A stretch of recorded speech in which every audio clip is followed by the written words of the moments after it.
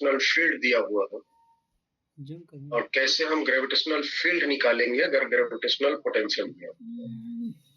ये सारे जो पेजेस हैं वो सिर्फ कॉन्सेप्ट के पेज हैं, ये कैसे हम अप्लाई करेंगे अपने प्रॉब्लम को सॉल्व करने के लिए। लिखते जाए ना ये इसमें कोई डाउट है तो पूछ लो, नहीं तो मैं आगे।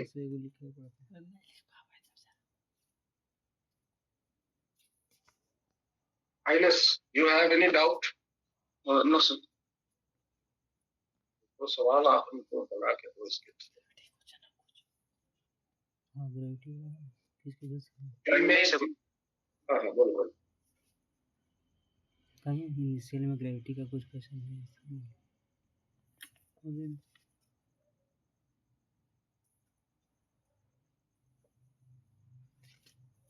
मिथलेश, लास्ट क्लास का रिकॉर्डिंग नहीं हो पाया था, ठीक है, मुझे एकदम बिल्कुल ध्यान में नहीं था तो मैं शेयर नहीं कर पाया।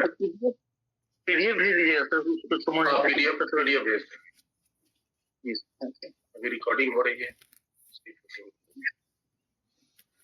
तो लास्ट क्लास में एक बार हम रिवीजन करते हैं। लास्ट क्लास में हमने यही सीखा था कि जो हमने एनर्जी पढ़ा था उसके पहले वाले क्लास में, कैसे हम पोटेंशियल एनर्जी और कैसे वर्क डन निकालते हैं एक्सटर्नल फोर्स के द्वारा, ग्रेविटेशनल फोर्स के द्वारा, कैसे हम पोटेंशियल एनर्जी सिस्टम को यूज करेंगे और उससे हम वर्क डन कैलकुलेट करेंगे। तो सारे पर हमने अलग अलग एग्जांपल्स करवाए थे कि हम थ्योरी को जो हम सीखे हैं उसको अप्लाई कैसे करें।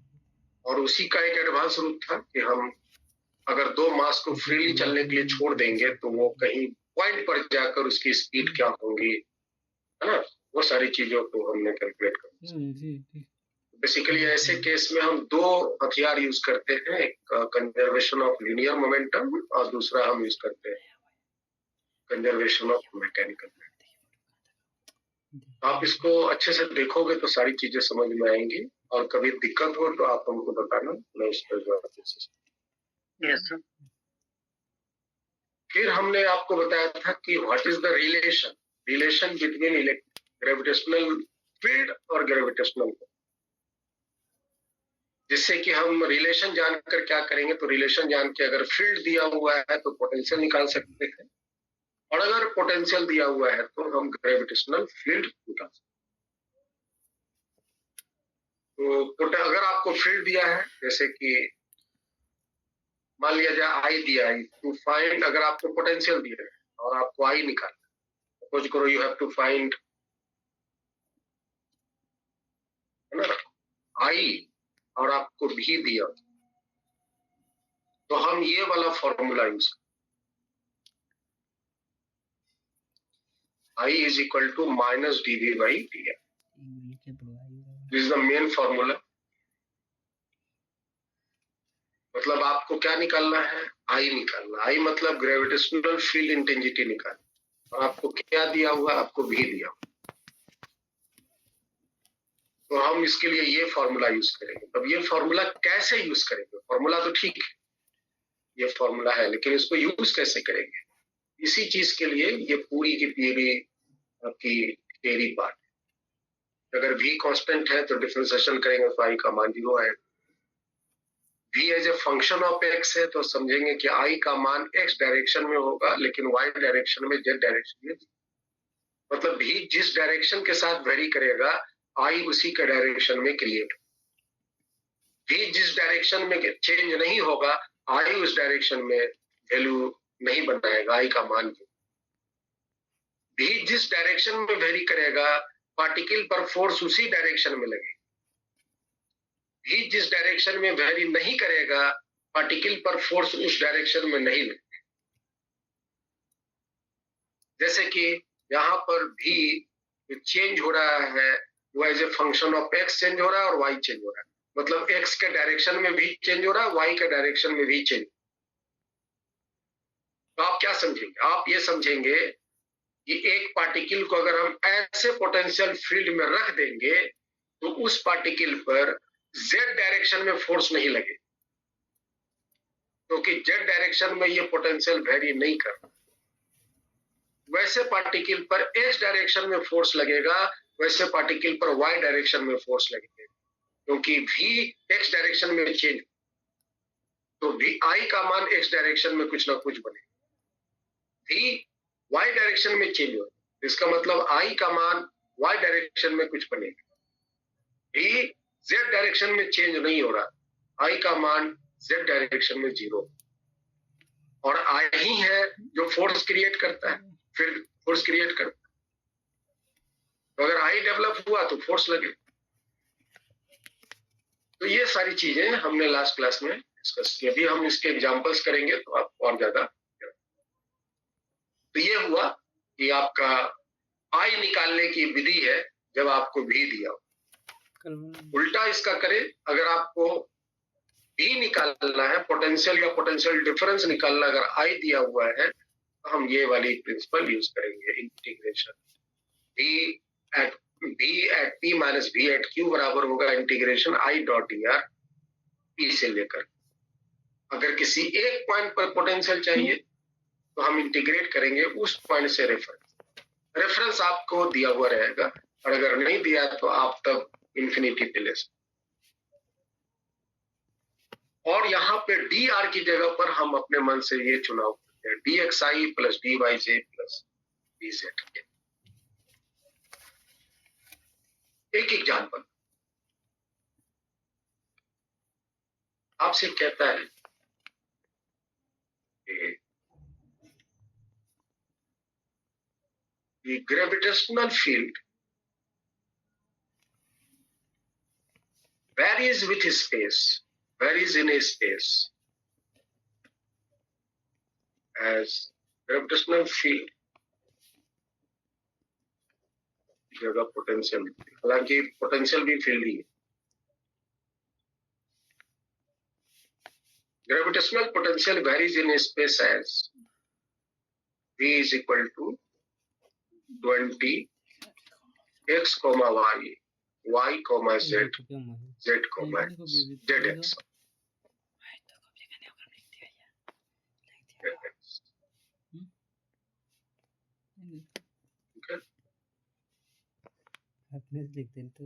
न्यूटन पर केजी,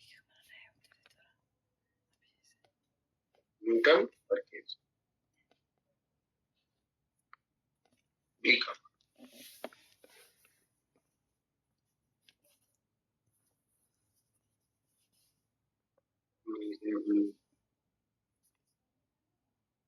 न्यूटन पर केजी होगा, बी का यूनिट अजी एनर्जी पर यूनिट केजी और पर यूनिट मास होता है ना, भी जूल पर केजी होगा।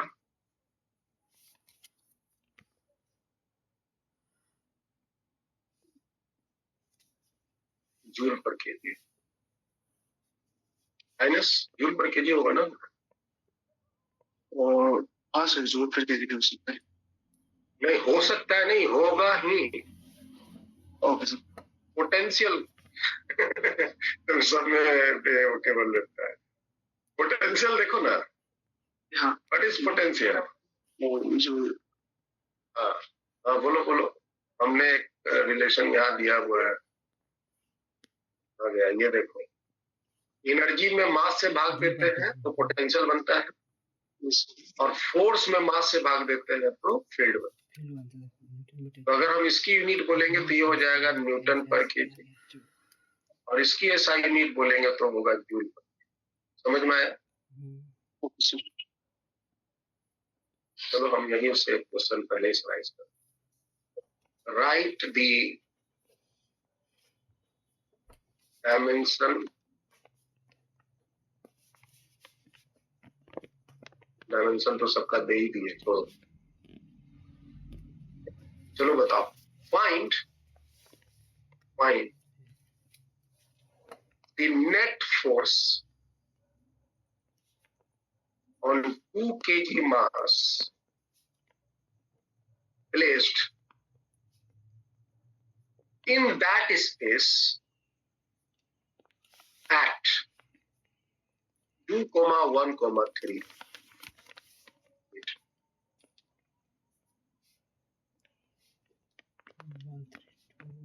2,1,3 1,3 मीटर। एक स्पेस है 3 डायमेंशनल स्पेस जहां पर एक कोऑर्डिनेट है 2,1,3, उस जगह पर 2 kg मास है, तो बताइए उस पर कितना फोर्स लगेगा। This is the question.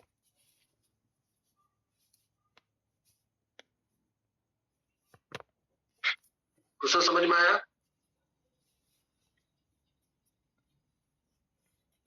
Yes आप हमको पहले आइडिया शेयर करो कि क्या करोगे इसको बनाने के। सर, सबसे पहले पार्शियल डिफरेंशिएशन करेंगे, फिर जो पॉइंट्स दिया है उस पर वैल्यू एवेल्युएट करके नेट फोर्स निकाल के आ जाएगा। तो आपको सबसे पहले क्या करना चाहिए कि आप पहले ये चेक करो कि जो v के मान दिए हुए हैं क्या वो कांस्टेंट है कि वेरिएबल। बताओ कांस्टेंट है कि वेरिएबल है। वेरिएबल मतलब क्या है, कांस्टेंट है कि वेरिएबल। एक्सिस के साथ वेरी v जो है ग्रेविटेशनल वेरिएबल। अगर कांस्टेंट होते तो फिर क्या जवाब होता है? कहीं वेरिएबल के फोर्स का क्या जवाब? अगर भी कांस्टेंट होता तो फोर्स का आंसर क्या होता?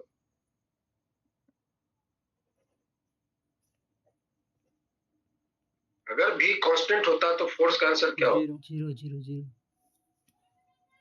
मोहित कुमार तुम बताओ। v कांस्टेंट 0 0 0 जीरो आता सर, डिफरेंशिएशन कांस्टेंट 0 होता ना, यस क्योंकि मेरे पास जो फॉर्मूला है उस फॉर्मूला में आई निकालने का दिया हुआ -dv/dt। 0.5 अगर भी कांस्टेंट होता तो आई का मान 0 हो जाता क्योंकि डिफरेंशिएशन 0 होता। क्या यहाँ भी कांस्टेंट है? नहीं बोलिए नहीं नहीं नहीं अरे सर, जल्दी जल्दी बोलो भाई। नहीं सर क्या यहाँ भी कांस्टेंट है? नहीं सर, नहीं सर। इसका मतलब सर नहीं फोर्स लगेगा, फोर्स 0 नहीं। समझ अब आप ये बताओ कि जो भी है वो किस किस डायरेक्शन में चेंज हो रहा है? एक्स में भी चेंज हो रहा है, वाई में भी चेंज हो रहा है, जेड में भी चेंज हो रहा है। इसका मतलब हुआ कि फोर्स का मान एक्स डायरेक्शन में भी होगा, वाई डायरेक्शन में भी होगा, जेड डायरेक्शन। आई का मान एक्स डायरेक्शन में भी होगा, आई का मान वाई डायरेक्शन में भी होगा, आई का मान।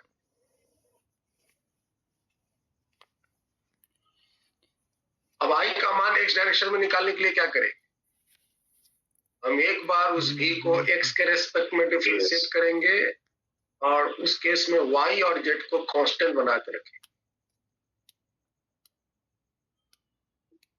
y डायरेक्शन में i निकालने के लिए क्या करेंगे? हम एक बार इस v को y के रेस्पेक्ट में डिफरेंशिएट करेंगे और x z इस केस में कांस्टेंट बनाकर।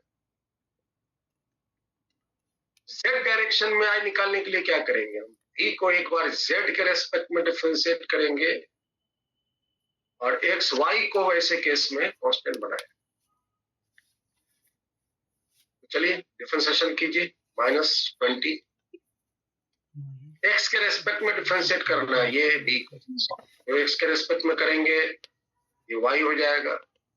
इसमें तो बीच वाले में तो x है ही नहीं तो 0 हो जाएगा और इसमें आपका z है। समझ आया? y के रेस्पेक्ट में करेंगे तो क्या होगा? x z को कांस्टेंट बनाए रखना है। y के रेस्पेक्ट में करेंगे तो x इसका बाहर आ गया,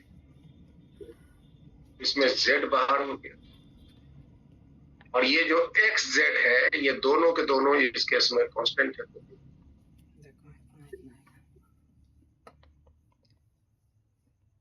z के रेस्पेक्ट में करेंगे तो -20। x और y कांस्टेंट मानेंगे तो ये तो x और y तो कांस्टेंट ही है पूरा गुड्डा। तो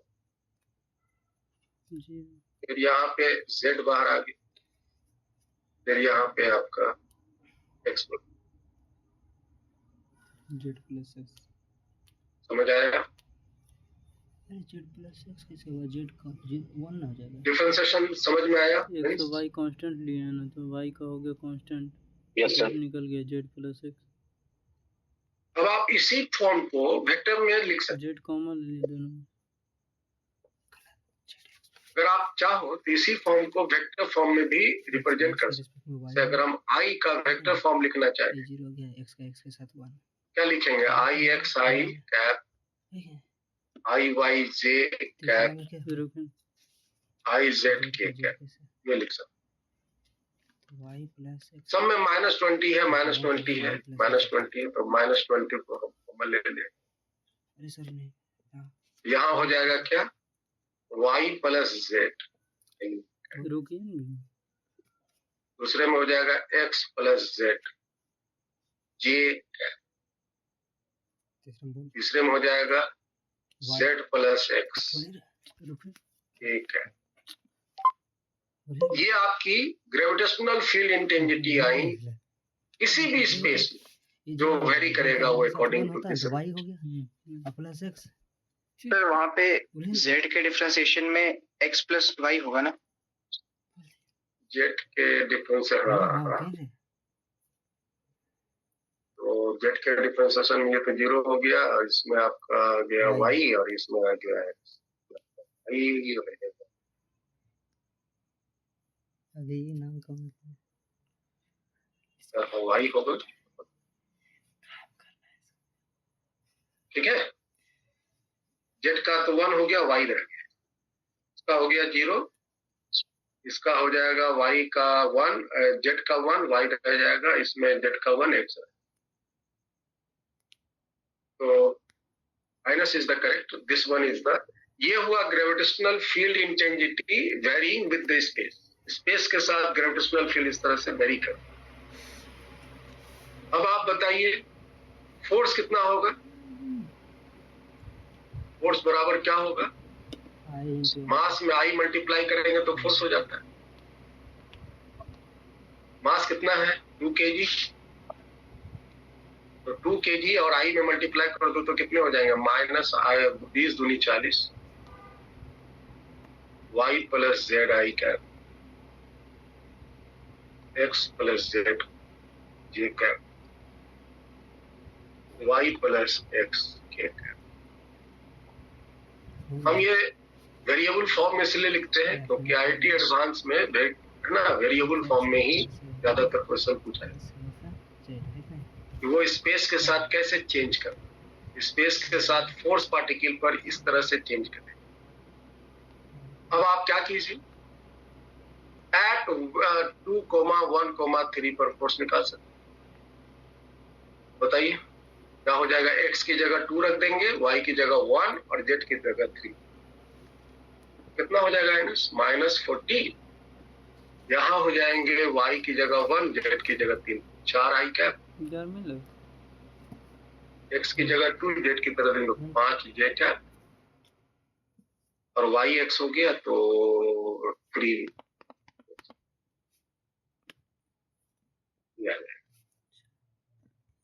ये हो गए फोर्स का नेट वेक्टर,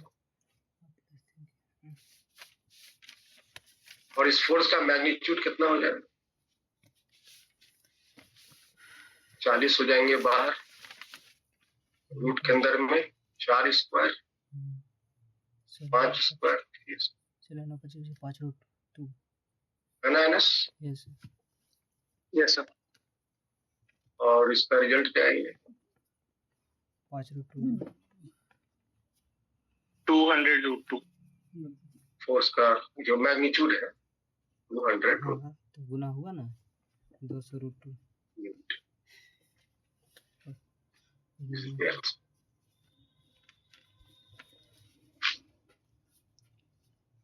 ये हुआ कि जब आपको पोटेंशियल दिया हुआ है तो हम उससे किसी भी पार्टिकल किसी भी स्पेस में ग्रेविटेशनल फील्ड इंटेंसिटी कितना होगा, तो उसका जवाब ये किसी पॉइंट पर क्या होगा, तो हम यहाँ पर उस पॉइंट का वैल्यू रख देंगे। उस पॉइंट पर अगर कोई मास रखा हुआ है तो मास पर फोर्स कितना होगा, आई में मास मल्टीप्लाई करेंगे तो फोर्स निकलेगा। एक उल्टा क्वेश्चन लेते हैं कि अगर आपको आई दिया हुआ है, जैसे एक सिंपल एग्जांपल लेते हैं, the gravitational field intensity varies with a space as I vector is equal to 2xi cap 3yj cap.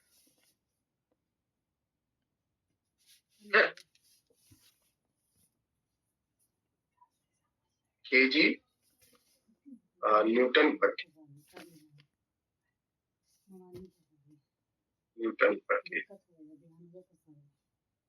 So this is the gravitational field intensity that is varying with this space according to this relation. According to this relation.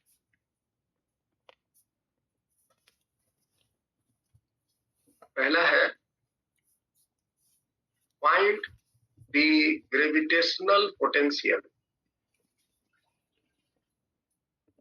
at 2,3 meter if gravitational potential at origin is 0. origin पर gravitational potential 0. एक तो ये, दूसरा हमको बताना है find the gravitational potential difference VA minus VB if A का coordinate दिया हुआ है -2,0 और B का कोऑर्डिनेट दिया हुआ है 0,3.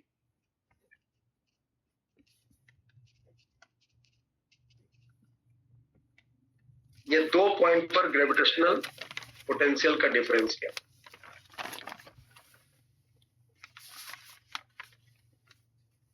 अगर gravitational field intensity according to this relation vary,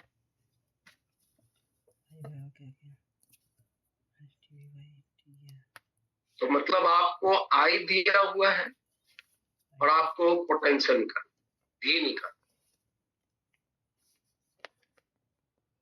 तो उसके लिए हम रिलेशन कौन यूज करें? किसी भी पॉइंट पर अगर भी निकालना है तो रिलेशन होगा I dot V R position P से लेकर रेफरेंस. ठीक है, आई का मान क्या है बता दो, 2xi cap plus 3yj. dr की वैल्यू क्या लेनी है? dr की वैल्यू लेने के लिए सिखाया था 2 से 3 तक. dr की वैल्यू देखो क्या लेनी है, dr की वैल्यू लेनी है dxi plus dyj plus dz. As the case में भी मतलब अगर आई में ग्रेविटेशनल फील्ड इंटेंसिटी में सिर्फ आई और जे जुड़ा हुआ है तो आप यहाँ पे सिर्फ लिख सकते हो dxi प्लस dy. अब dz के भी ले लो ना, कोई दिक्कत नहीं, डॉट करोगे तो ऑटोमेटिक ये गायब. पोजीशन p का कोऑर्डिनेट क्या है जहां पर निकालना है, वो है 2,3 और रेफरेंस वहां लेते हैं जहां पर की पोटेंशियल 0. तो 0 कहां पर है? ओरिजिन का मतलब 0 0. ये आपके रिलेशंस. बस अब आगे बढ़ो, अब इसको इंटीग्रेट करो तो पहले डॉट प्रोडक्ट कर लो भाई, तो क्या हो जाएंगे 2x dx plus 3y dy. z वाला तो गायब हो जाएगा, 2,3 से लेकर 0 0. इसको इंटीग्रेट करो, ये हो जाएंगे 2x square by 2 plus 3y square by 2,3 से लेकर 0 0. तो पहले आप x की जगह 0 0 रखोगे तो 0 आ जाएगा, माइनस एक बार x की जगह 2 रखो, ये तो 2 कट गई, तो 2 का स्क्वायर, और y की जगह 3 रखो तो 3 स्क्वायर बाई 2 होंगे माइनस 2 दूनी 4, और ये कितना हो गया 3 तिया 9, 9 तिया 27 बटा 2, तो डायरेक्ट कर लो, तो 27 प्लस 8 कितना हो गया 35 बटा माइनस 32 35 पॉइंट माइनस, देखो तो वही है, यस सर। माइनस 35/2 जूल पर के, this will be the answer.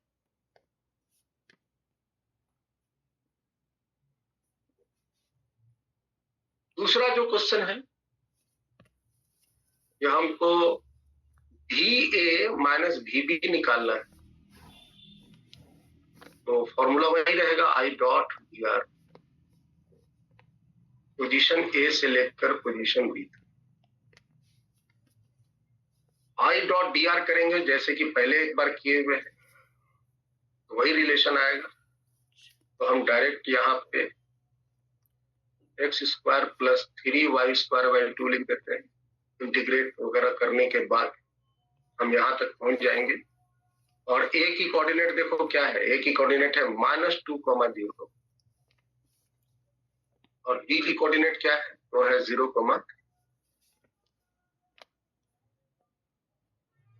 हम ये वाली सारी स्टेप्स को स्किप कर दिए, और अब आप लिमिट रख दो, वैल्यू बता दो। तो पहले में हम ऊपर वाला लिमिट रखेंगे 0, 3x की जगह 0 और y की जगह 3 into 3 स्क्वायर बाई, माइनस एक बार x की जगह -2 रखेंगे तो -2 का स्क्वायर, और y की जगह 0 रखेंगे तो 0 बाई, ये कितना हो गया 3 तिया 9 तिया 27 बटा 2, और माइनस यहाँ 2 दूनी 4, तो 27 में 8 घटाएंगे तो 19 आ जाएगा, 19 बटा 2 प्लस, ये हो जाएंगे जूल पर।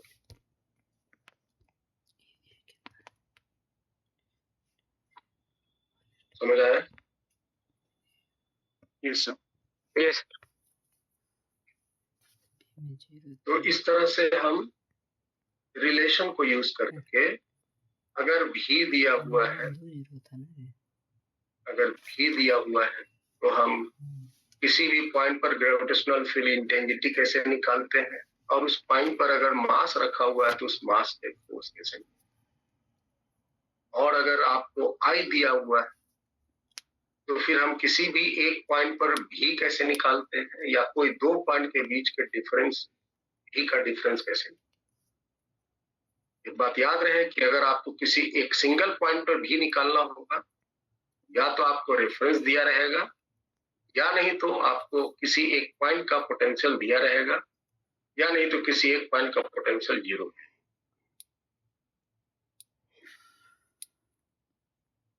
अब बढ़ते हैं, ग्रेविटेशन का एक मुख्य टॉपिक है,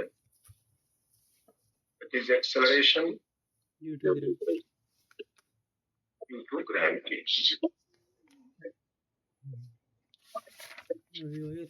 इसको हम लोग जी बोलते। ग्रेविटेशन में दोनों जी आते हैं, छोटका भी जी आता है, बड़का जी भी आता है। नहीं जी, बड़का जी मतलब क्या हुआ, एक्सेलरेशन ड्यू टू ग्रेविटी। बड़का जी क्या हुआ, universal gravitational.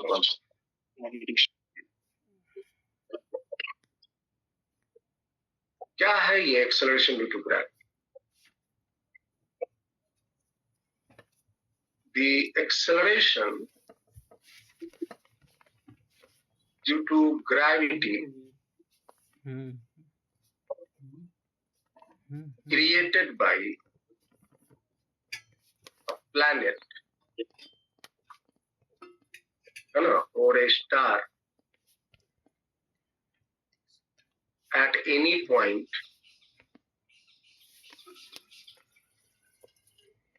is the net gravitational force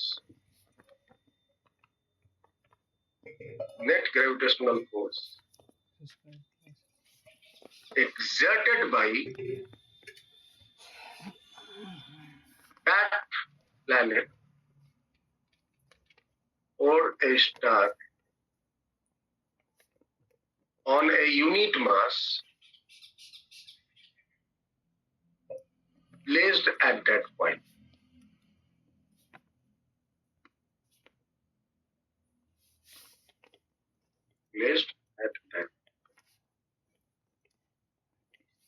जैसे मान लो कि हम लोग का प्लैनेट अर्थ है, अर्थ पे रहते हैं।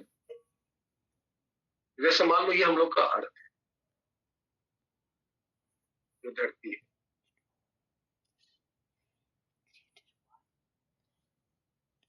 धरती का अपना कुछ रेडियस और इसका अपना एक मास है, इसकी अपनी एक डेंसिटी। सपोज करो कि इस अर्थ के कारण इस पॉइंट पर, ये जो पॉइंट है, यहाँ पे एक्सेलरेशन ड्यू टू ग्रेविटी क्या है, तो उसको निकालने के लिए जो डेफिनेशन मैंने ऊपर दिया उसको यूज कर सकते हो। नहीं तो एक जो जनरल कॉन्सेप्ट है वो यहाँ पर एक मास रख दो, मान लो m0। आप बताओ ये जो अर्थ है उस मास m0 पे, जो कि सपोज करो इसके सेंटर से h ऊंचाई पर रखा हुआ है, उस m0 पे धरती कितना फोर्स लगाएगा? कुछ तो फोर्स लगाएगा ना। It is a gravitational force. हालांकि धरती ने इस m0 पर एक फोर्स लगाया, तो ये m0 भी इस धरती पर एग्जैक्टली उतना ही फोर्स लगाएगा, न्यूटन के थर्ड लॉ से। अगर धरती ने इस मास पर 10 न्यूटन का फोर्स लगाया, तो ये मास भी इस धरती पर 10 न्यूटन का फोर्स।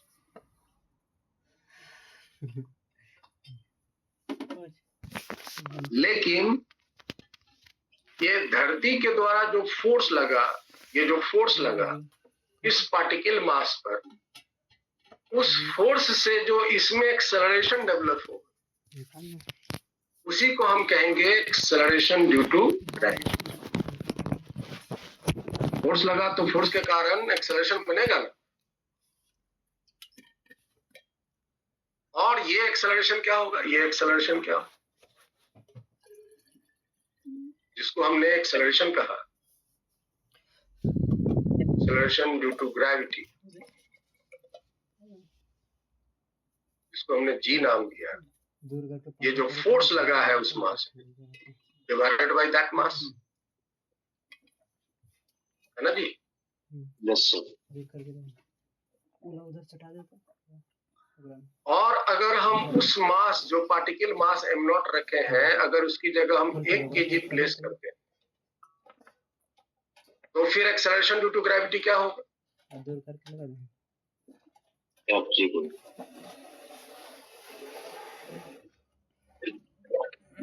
वो हो जाएगा fc।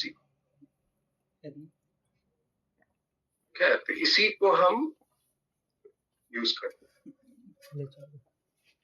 तो अगर आपको किसी भी जगह पर, किसी भी प्लैनेट या किसी भी स्टार की वजह से एक्सेलरेशन ड्यू टू ग्रेविटी क्या लग रहा है, निकालना है, तो आप क्या कीजिए, उस जगह पर 1 kg का मास रख दीजिए और उस पर, उस प्लैनेट के या स्टार की वजह से जितने भी फोर्स लग रहे हैं, सब फोर्स को, वही फोर्स की मैग्नीट्यूड और वही फोर्स की डायरेक्शन 1 kg पर जो लगेगा, वही होगा उसका एक्सेलरेशन ड्यू टू। ठीक है।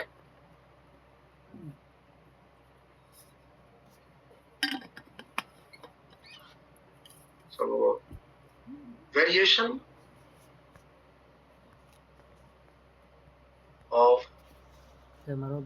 acceleration due to gravity camera चालू रहना चाहता है। जो एक्सेलरेशन ड्यू टू ग्रेविटी है वो किस किस फैक्टर पर डिपेंड करता है या किस किस के चेंज से acceleration due to gravity change हो सकता है। वो है पहला, due to change of planet, change of planet और स्टार। अगर आप प्लैनेट बदल दो या स्टार बदल दो तो उसके acceleration due to gravity change. अगर हम सरफेस पर बात करें तो अलग अलग प्लैनेट के सरफेस पर एक्सेलरेशन ड्यू टू ग्रेविटी अलग अलग, अलग अलग स्टार के सरफेस पर एक्सेलरेशन ड्यू टू ग्रेविटी अलग। दूसरा, विथ ऑल्टीट्यूड मतलब हाइट। हाइट के साथ साथ acceleration due to gravity change. तीसरा है विथ डेप्थ।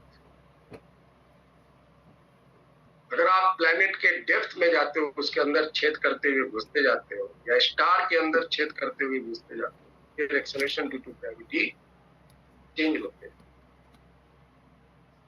तीसरा है due to rotation of planet. Planet के रोटेशन पर भी जी का असर पड़ता है। पांचवा है ड्यू टू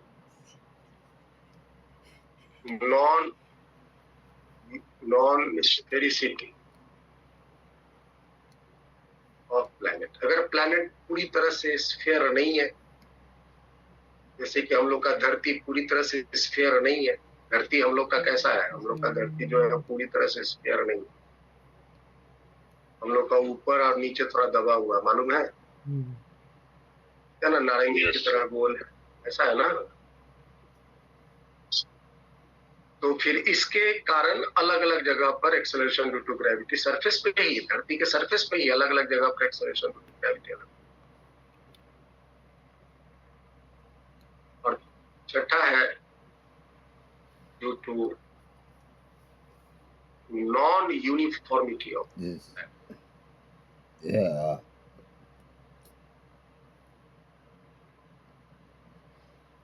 प्लैनेट अगर 100% यूनिफॉर्म मास नहीं, जैसे हम लोग का धरती, तो ये धरती है, वो भीतर में कहीं पर क्या है? मिट्टी है, फिर कहीं पर क्या है? तेल है, कहीं पर क्या है? पत्थर है ना? कहीं पर क्या है? पानी है, वाटर है, कहीं पर लोहा है। तो क्या ये जो हम लोग का धरती है वो यूनिफॉर्म मास का है? या सब जगह उसका मास यूनिफॉर्म है? तो उसके कारण भी धरती के अलग अलग जगहों पर एक्सेलरेशन ड्यू टू ग्रेविटी अलग अलग।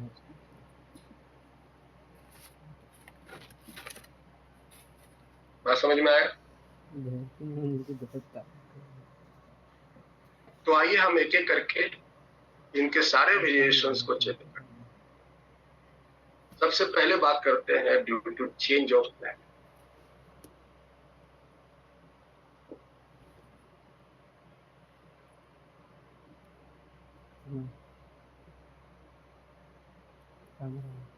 सपोज करो एट सरफेस, सरफेस पर हम जी जो है मेजर करेंगे और देखते हैं कि प्लैनेट के किस किस टर्मिनोलॉजीज पे जी चेंज कर सकते हैं। सपोज करो कि आपका ये कोई एक प्लैनेट, ये अर्थ हो सकता है, जुपिटर हो सकता है, सैटर्न हो सकता है, मरकरी हो सकता है। ये इसका रेडियस है, ये इसका मास, ये इसकी डेंसिटी, और हम इसके एक सरफेस पर acceleration due to gravity measure करना चाहते हैं। तो 1 kg मास ले लिया और इस प्लैनेट की वजह से धरती के द्वारा जो फोर्स लगेगा उसी फोर्स को हम जी कहेंगे। तो जी एट सरफेस, बताइए फोर्स की formula. Capital G M by R square. ये अगर हम इसका डेंसिटी के रूप में अगर लिखना चाहें तो मास बराबर क्या होता है? Volume volume is 4/3 pi r cube into density into density is rho. वही क्वेश्चन और हम अगर इस फॉर्म में अगर सरफेस पर एक्सेलरेशन ड्यू टू ग्रेविटी लिखें तो मास की जगह इतना प्लेस करो तो नीचे का आर स्क्वायर से ऊपर का आर क्यूब कैंसिल हो जाएंगे, तो बच जाएगा क्या? 4/3 capital G pi rho into R. यही आएंगे ना? यस यही आएंगे ना? Yes yes sir. अब आप इन दोनों को गौर से देखो तो यहाँ पे जो जी है सरफेस पर वो inversely proportional to R square, और यहाँ पर देखो तो यहाँ जो जी है वो डायरेक्टली प्रोपोर्शनल टू आर। बताओ दोनों में से कौन सही है?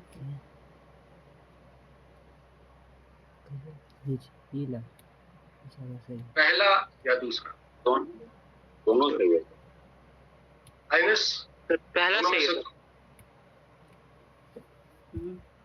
आइनस ये सब दोनों में से कौन सही? सर दोनों सही है। वेदांत सर पहले वाला सही है। दोनों सही है, दोनों सही है, कहाँ गलत? लेकिन दोनों के सही होने के कंडीशन है अलग अलग। दोनों के सही होने के कंडीशन है। क्या कंडीशन है? कंडीशन है कि इस केस में मास रिमेन्स है और इस केस में डेंसिटी रिमेन्स है। अगर प्लैनेट की डेंसिटी सेम है तो फिर उस केस में मतलब दो प्लैनेट है, दोनों की डेंसिटी सेम है, तो acceleration due to gravity surface पर उसका ज्यादा होगा जिसका रेडियस ज्यादा है। और अगर दो प्लैनेट है दोनों का मास सेम है तो सरफेस पर एक्सेलरेशन ड्यू टू ग्रेविटी उसका ज्यादा होगा जिसका रेडियस कम।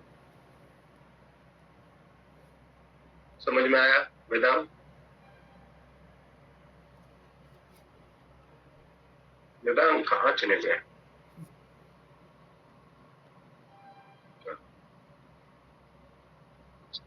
तो ये दोनों रिजल्ट को हम दिमाग में रखेंगे कि एक्सेलरेशन ड्यू टू ग्रेविटी कोई एक चीज पकड़ के नहीं रखेंगे, दिमाग ओपन रखेंगे ना कि भाई एक्सेलरेशन ड्यू टू ग्रेविटी मास के रेस्पेक्ट में ये फॉर्मूला होगा और डेंसिटी के रेस्पेक्ट में ये। डेंसिटी के बदलने से क्या एक्सेलरेशन ड्यू टू ग्रेविटी बदल सकते हैं? बदल सकते हैं। प्लैनेट के मास के बदलने से क्या एक्सेलरेशन ड्यू टू ग्रेविटी बदल सकते हैं? बदल सकते हैं। अगर उसके रेडियस अगर चेंज हो जाए तो क्या एक्सेलरेशन ड्यू टू ग्रेविटी बदल सकते हैं? बदल सकते हैं। ये सारी रिलेशंस है जिसके साथ आप बात पूछ सकते हैं। विथ एल्टीट्यूड,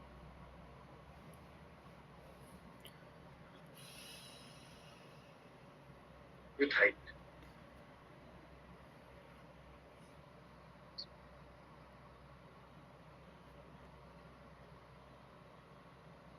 सपोज करो कि तुम्हारा ये कोई धरती, जरूरी नहीं है कि धरती। अच्छा अगर हम धरती की बात स्पेशली करें इस केस में और अर्थ ऊपर वाले के केस में एट द सरफेस ऑफ अर्थ और अर्थ धरती के लिए जो प्लैनेट है वो अर्थ अगर ले ले स्पेशली तो धरती का मास कितना है? 6 गुना 10 पावर 24 अप्रोक्सीमेटली 6 गुना 10 पावर 24 बोले ना 6 गुना 10 into 10 to 6 Guna 10 power 24 into 10 to the power 24 के, और धरती का रेडियस 6400 किलोमीटर। सब अप्रोक्सीमेट है ना। अब हम बोल दो तो धरती के सरफेस पर एक्सेलरेशन ड्यू टू ग्रेविटी क्या? जब हम यही वैल्यू को रख देंगे यहाँ पे, ये वाला फॉर्मूला में रख देंगे, मास और रेडियस की जगह पर, जी का मान तो आप जानते ही हैं। तो जी at the surface of earth, earth surface पर, ये अप्रोक्सीमेटली आएगा 9.8 मीटर पर सेकेंड। ठीक है, अप्रोक्सीमेटली कितना आएगा? 9.8 मीटर पर सेकेंड।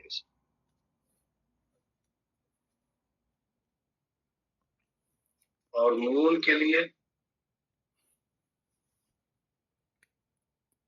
अगर मून को हम एज ए प्लैनेट लेते हैं, हेवनली बॉडी के रूप में लेते हैं, तो मून का मास के बारे में पता है?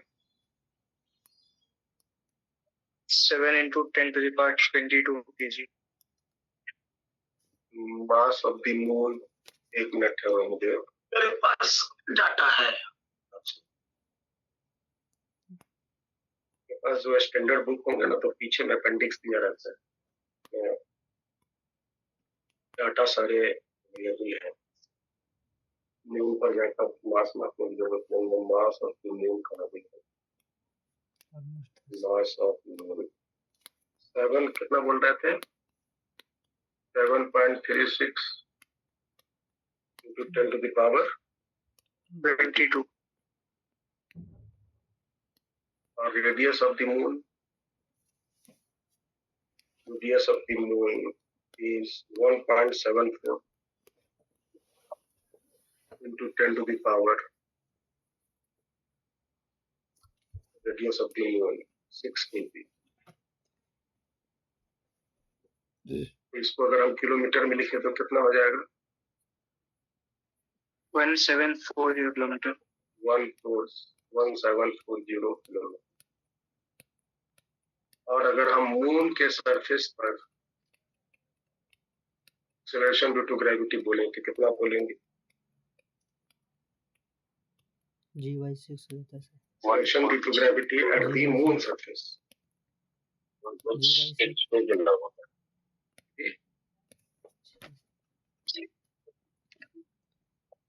याद है? 1.62 1.62 1.6। इसको 6 से भाग दो ना, 9.8 को 6 से भाग दो। 1.62 तो 9.8 को डिवाइड करो 6, 1.663 मीटर पर सेकंड।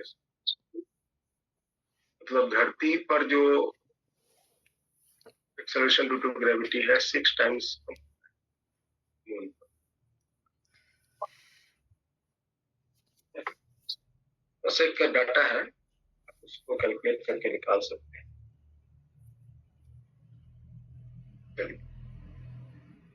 ये सरफेस पर की बात। आगे बात करते हैं विथ अल्टीट्यूड। सपोज करो ये कोई एक प्लेनेट है, अर्थ ही है मान लो। इसका अपना कुछ मास है, इसका अपना एक रेडियस है, और धरती के सतह से h हाइट पर, हाइट h पर हमको एक्सेलरेशन ड्यू टू ग्रेविटी निकालना है। हम क्या करेंगे, वहां पे 1 kg का मास रख देंगे और इस पर हम फोर्स निकालेंगे। तो अर्थ जो है इसको 1 kg को नीचे की तरफ अट्रैक्ट करेगा, वही एक्सेलरेशन ड्यू टू ग्रेविटी कहलाएगा एट ए हाइट। तो बताइए फोर्स का फॉर्मूला क्या हो? That is called acceleration due to gravity at height. तो हो जाएगा G capital M by R plus H का whole square. This is the exact formula, है ना? एग्जैक्ट फॉर्मूला यही है, actual formula at a height h due to any planet जिसका mass m है, रेडियस r। इसी का एक और भी अप्रोक्सीमेट फॉर्मूला है, उसको हम डिजाइन कर देते हैं। ऐसा करो, नीचे के r को बाहर करो, इसके स्क्वायर से बाहर करो, तो r स्क्वायर बाहर हो जाएगा, 1 प्लस h बाई r आ जाएगा। और ये जो ब्रैकेट में टर्म्स नीचे में है, इसको तुम ऊपर भेज दो, ये हो जाएंगे 1 प्लस h बाई r के पावर माइनस। अगर h बहुत बहुत छोटा है रेडियस से, h अगर बहुत बहुत छोटा है रेडियस से, मतलब कि रेडियस कितना है, 6400 किलोमीटर, और जो हम हाइट ले रहे हैं वो सपोज करो 20 किलोमीटर, 50 किलोमीटर, 100 किलोमीटर, तो हम लोग के नजरिए से अगर देखोगे तो 100 किलोमीटर तो बहुत दूर है, लेकिन धरती के रेडियस के कंपैरिजन में देखोगे तो 100 किलोमीटर 6400 किलोमीटर के सामने बहुत बहुत छोटा है, नहीं? अगर हम हिमालय की हाइट की बात करें, हिमालय की हाइट सबसे ऊंची चोटी कितनी ऊंचाई पे है? 8 किलोमीटर। तो लगता है ना कितना ऊंचा है हिमालय की, लेकिन धरती के रेडियस के रेस्पेक्ट में अगर उसकी ऊंचाई देखो तो कुछ नहीं। तो वैसे केस में हम यहाँ पे बायनोमियल अप्रोक्सीमेशन लगा सकते हैं। Gm बाई आर स्क्वायर ये हो गया acceleration due to gravity at surface, ये सरफेस पर का हो गया, और बायनोमियल अप्रोक्सीमेशन में -2 यहाँ मल्टीप्लाई हो जाएगा, 1 minus 2h by R. So this is not the actual formula. This is the approximate formula. ये सब जगह नहीं लगा सकते। This is approximate form, prox form.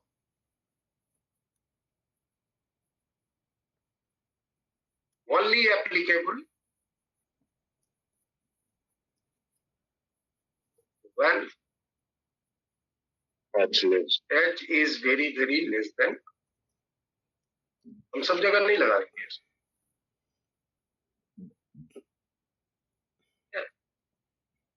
और अगर हाइट अर्थ के रेडियस के कंपैरिजन में है, हम जब हाइट को नेग्लेक्ट नहीं कर पाएंगे, कब नहीं कर पाएंगे? जब रेडियस के कंपैरिजन में रहेगा, तो फिर हम एग्जैक्ट फॉर्मूला ये वाला यूज करेंगे, पहला वाला।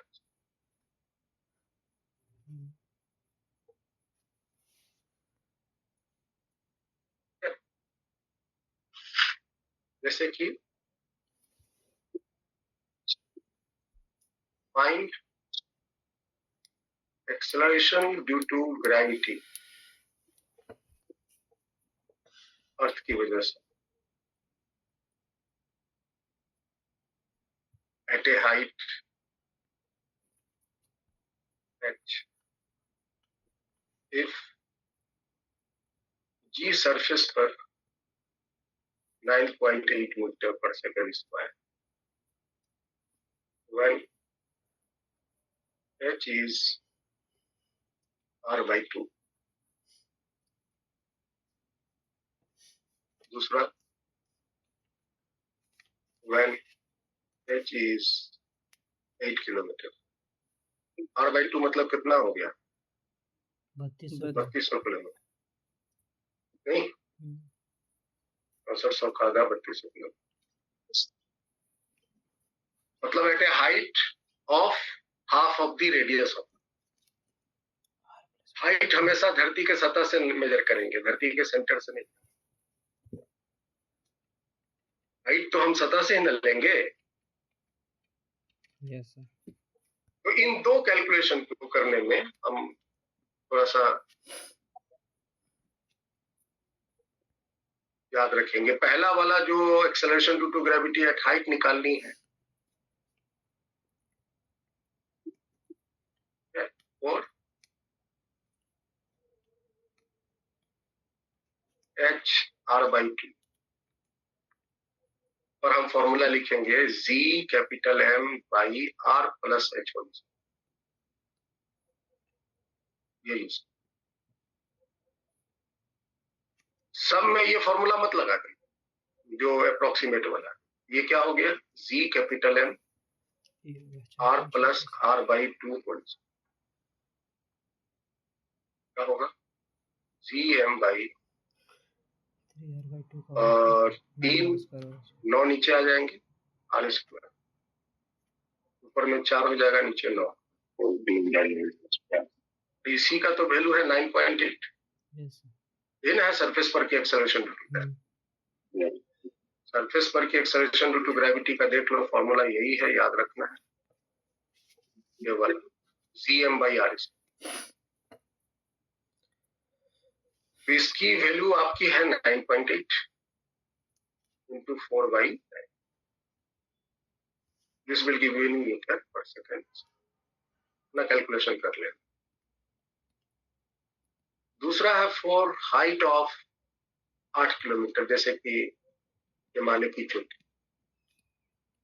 वहां पर के लिए हम जब फॉर्मूला लगाएंगे तो वो यूज करेंगे जी एस, जो सरफेस पर के acceleration due to gravity 1 minus 2h पर,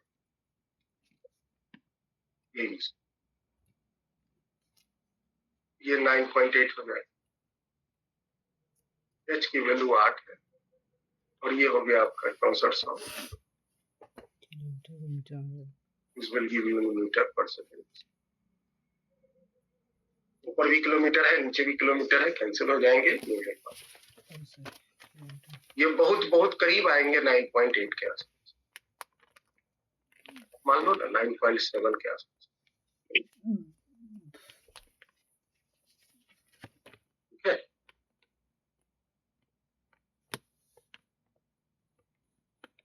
अगर आप ये वाला फॉर्मूला, ये जो फॉर्मूला है, ज्यादातर बच्चे ये फॉर्मूला रटे रहते हैं, कोई भी हाइट के लिए फॉर्मूला घुसा दो।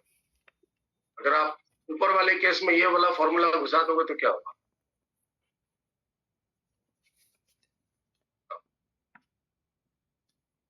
जी S 1 minus 2h by R, G S 1 minus h की वैल्यू r बाई 2 है, r r कट गया, 2 2 कट गया, तो वैल्यू 0 आ जाएंगे।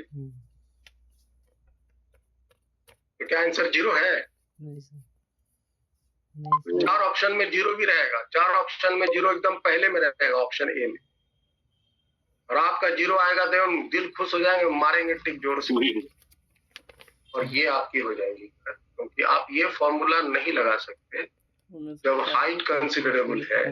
जब आप हाइट को रेडियस के कंपैरिजन में कर रहे हैं, नेग्लेक्ट नहीं कर पाएंगे, तब आप ये फॉर्मूला यूज करें। तो ऐसे केस में आपकी ये वाली आंसर है। So due to height acceleration due to gravity हम ये दो रिलेशन को यूज करें। आइए बात करते हैं विथ डेप्थ। और उसका लिमिटेशंस भी है कि हाँ इतना तक अप्रोक्सीमेट फॉर्मूला लगा सकते हैं। 25 टाइम्स से अगर हाइट कम है, धरती के रेडियस के 25 टाइम्स से अगर हाइट कम है, तो आप अप्रोक्सीमेट फॉर्मूला लगा सकते हैं।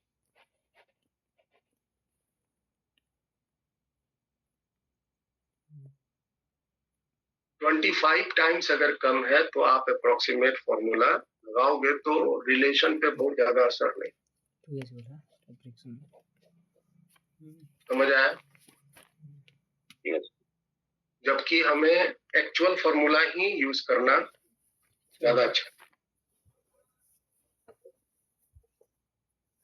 चलो, वैसे आपको कोई कंफ्यूजन नहीं देगा, आपको ऐसा हाइट देगा जिसको आप इमीडिएटली कह सकते हो कि नेग्लिजिबल है रेडियस के कंपैरिजन में, या इमीडिएटली कह सकते हो कि नहीं तो रेडियस के कंपैरिजन में है, इसको हम हाइट के साथ है ना रेडियस के साथ कंपेयर कर सकते। Now come to the depth. Suppose करो ये आपका एक प्लैनेट है और इसका मास m है, रेडियस r, और हम यहां से छेद करके धरती के सतह के भीतर चले, डेप्थ में चले, और हम यहां पर डेप्थ को d मान, दिस इज डेप्थ d मान, धरती का रेडियस r। तो इस जगह पर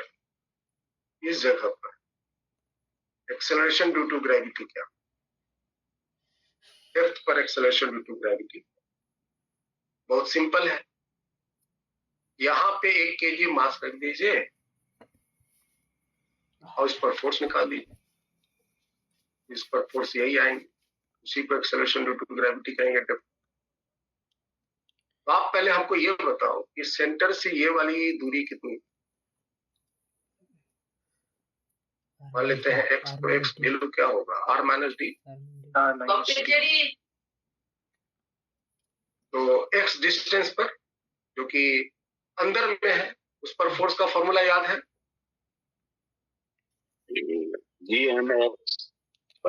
mx by r, ये फॉर्मूला हम यूज, x की वैल्यू रख दीजिए, gm by r स्क्वायर एक अलग कर लेते हैं, x की जगह r माइनस डी है एंड डिवाइडेड बाई r। तो g एट डेप्थ का फॉर्मूला आया g at surface 1 minus D by, ये फॉर्मूला। और ये अप्रोक्सीमेट फॉर्मूला नहीं है, ये हमने कहीं पर भी कोई बायनोमियल अप्रोक्सीमेशंस नहीं यूज किया, ये डायरेक्ट मेरे उसी एग्जैक्ट फॉर्मूला से ही डिराइव होते हैं। तो this is the exact formula for depth.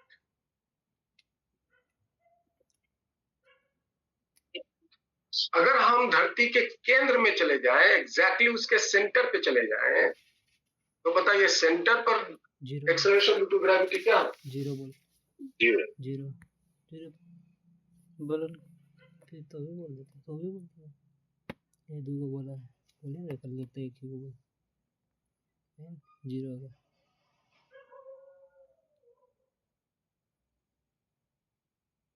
Drill करके भीतर घुस गया, रसिया 20 किलोमीटर तक गया है, चाइना 150 किलोमीटर घुस गया। तो अगर हम और भीतर घुसते चले जाए और पहुंच जाए सेंटर पे, तो एक्सेलरेशन ड्यू टू ग्रेविटी क्या, तो जी का डी का मान आर कर दे, तो R by R zero, zero.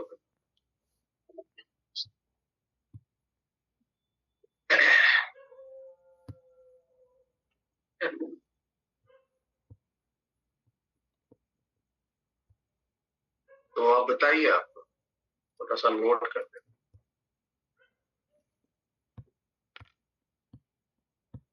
तो धरती के या कोई भी प्लैनेट के किस सतह, किस जगह पर एक्सेलरेशन ड्यू टू ग्रेविटी सबसे ज्यादा है? Surface acceleration due to gravity कहाँ पे सबसे ज्यादा है, बताओ भाई। पोल्स पे जी, पोल्स पे। अभी तो पोल उल की तो बात ही नहीं हुई है। सरफेस पे सर, सरफेस पे acceleration due to gravity is maximum at surface of planet.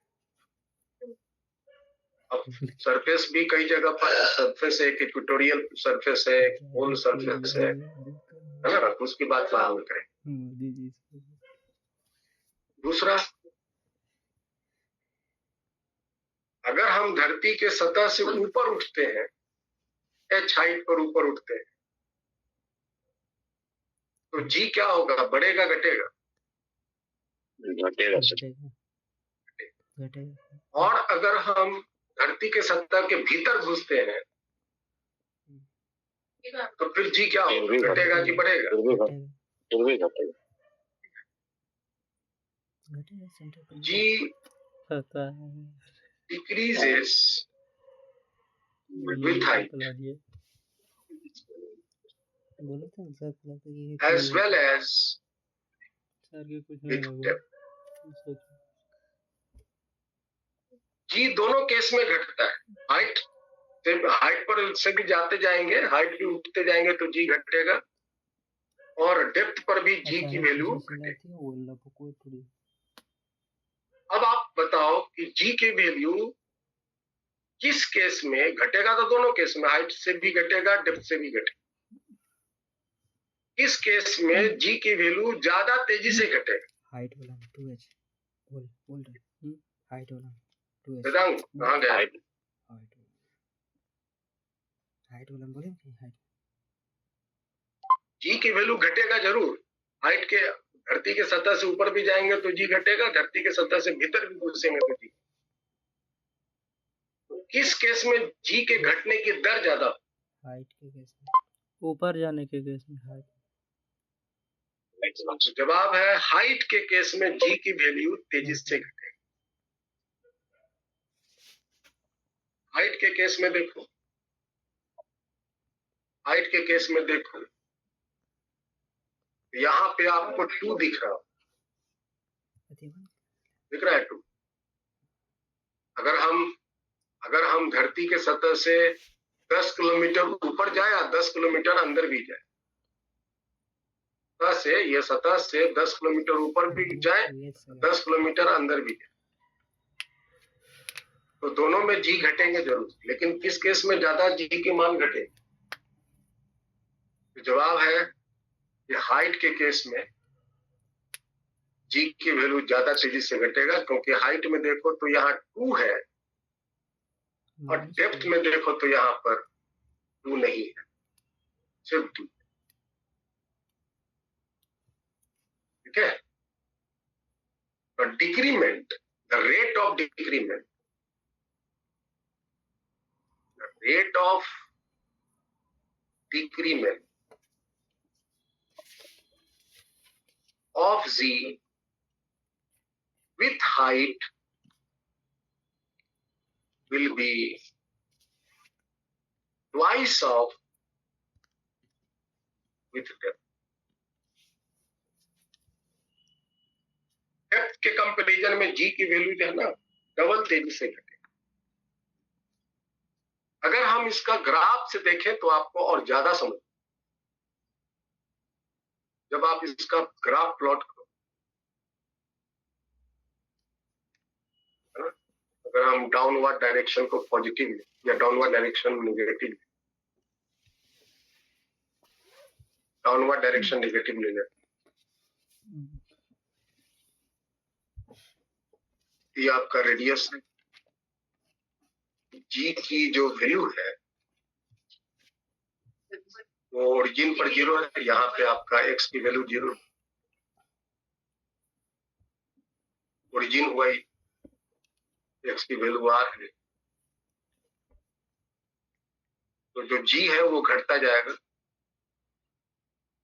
Centre origin से चले तो जी की वैल्यू पहले बढ़ता जाएगा, और सरफेस पर जी की वैल्यू मैक्सिमम, और उसके बाद उसका जो जी वैल्यू घटना जो शुरू होगा तो बड़ा तेजी से,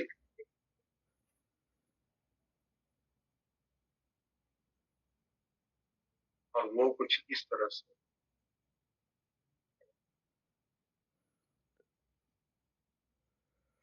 सरफेस पर जी की वैल्यू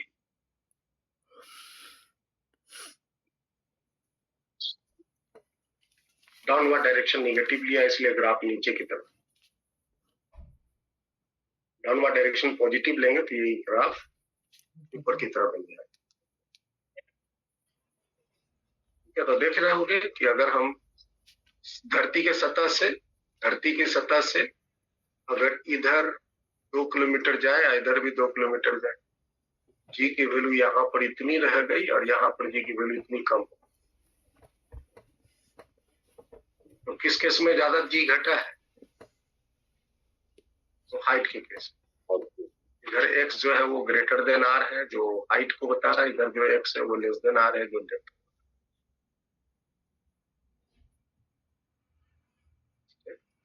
ये बातें ध्यान में।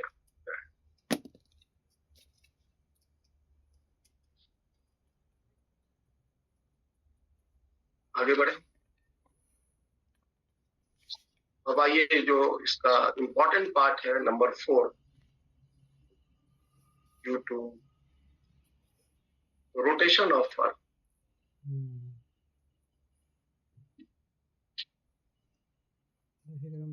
हम अर्थ को लेकर के बात समझते हैं, बाकी आप ये सेम प्रिंसिपल्स किसी भी प्लेनेट के लिए लगा सकते हैं। मून के लिए ये नहीं लगेगा, क्योंकि मून जो है वो अपने एक्सिस के बहुत रोटेट नहीं। आइए बात करते हैं, हम लोग के धरती के पास कितने तरह के मोशन है पता है? दो तरह के। वैसे मोशन की बात करो ना तो बहुत तरह का मोशन। जो धरती है हम लोगों का, धरती है वो सूरज के चारों तरफ, धरती अपने एक तो अपने एक्सिस के अबाउट रोटेट करता है, मालूम है? एक तो अपने एक्सिस के अबाउट रोटेट करता है।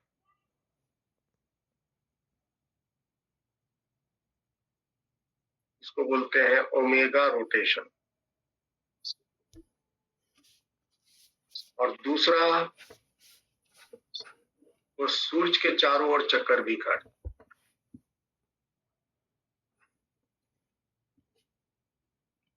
रोटेट करने के साथ,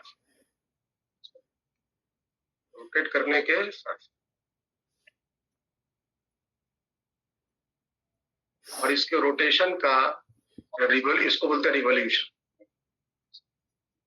इसको ओमेगा रिवॉल्यूशन।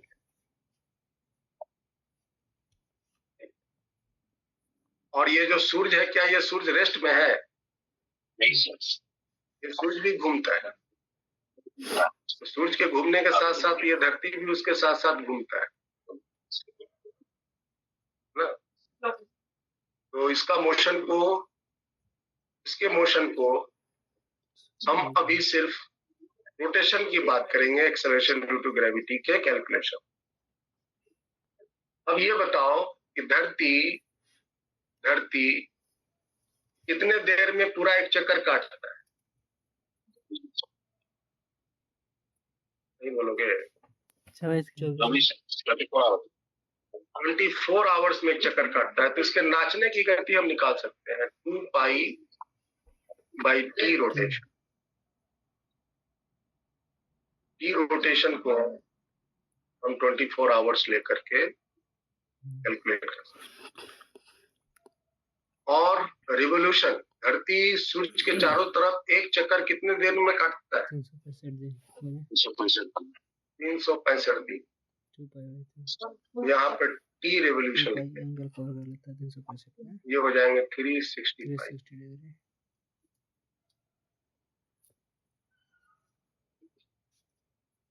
ठीक है,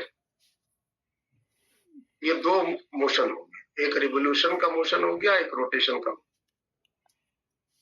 अभी जो एक्सेलरेशन ड्यू टू ग्रेविटी हम कंसीडर करने वाले हैं वो सिर्फ रोटेशन की तरह, रोटेशन की, क्योंकि रिवोल्यूशन के कारण रोटेशन जब कंसीडर करोगे तो रिवोल्यूशन उसका बहुत मतलब कम असर करेगा। यहाँ पर देख रहे हो ना 365 दिन है, मतलब आप इसमें है ना 365 इंटू 24 आवर्स कैसे।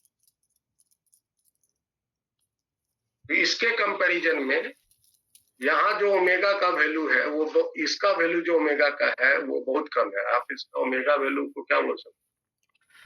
इसका जो ओमेगा वैल्यू है रोटेशन के ओमेगा से 365 टाइम्स कम है ना जी।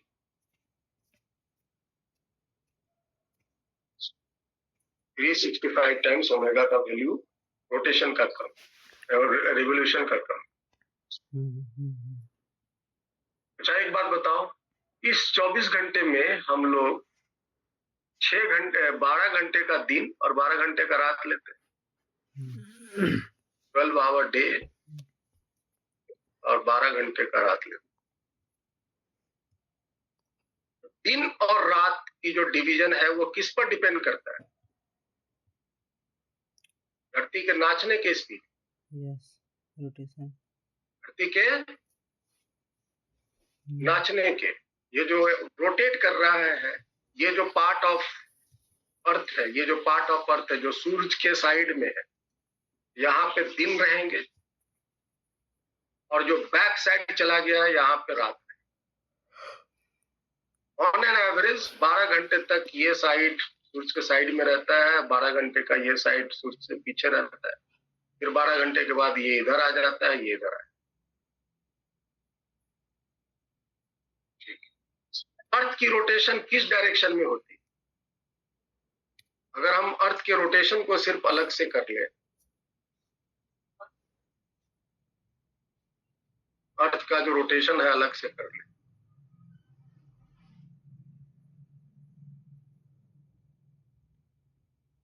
ये इसका एक्सिस ऑफ रोटेशन है और इसको क्या कहते हैं वेदांत? इसको कहते हैं इक्वेटोरियल इक्वेटोरियल प्लेन कहते हैं। और इस पॉइंट को कहते हैं इक्वेटर। ये जो सरफेस पर जो पॉइंट आता है इसको बोलते हैं इक्वेटर। इक्वेटर पर ईस्ट होते हैं, वेस्ट होते हैं, और एक्सिस ऑफ रोटेशन जहां पर मैच करता है उसको हम पोल कहते हैं। ये हुआ ऊपर में नॉर्थ पोल और नीचे चला जाता है साउथ। तो बताओ धरती किस डायरेक्शन में रोटेट करता है?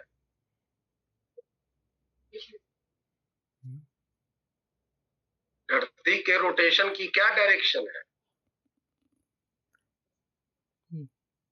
Earth rotate west to east, from west to east.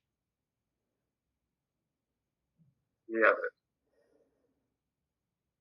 Waste से ईस्ट, ये वेस्ट से ईस्ट।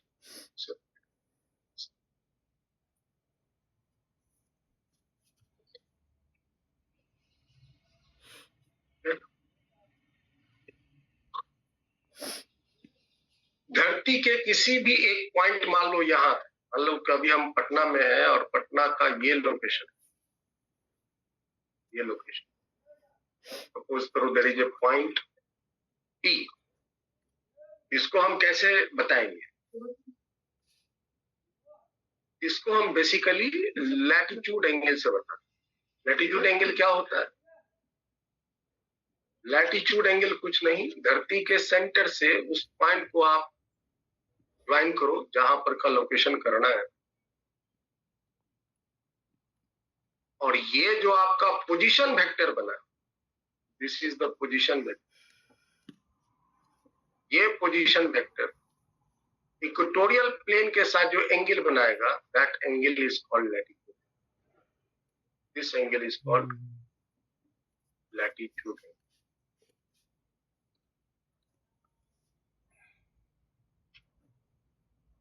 ठीक है, तो हम अभी अगर किसी भी पोजीशन पर की एक्सेलरेशन ड्यू टू ग्रेविटी निकालना चाहते हैं कंसिडरिंग द रोटेशन ऑफ, मान लो ये हम लोगों का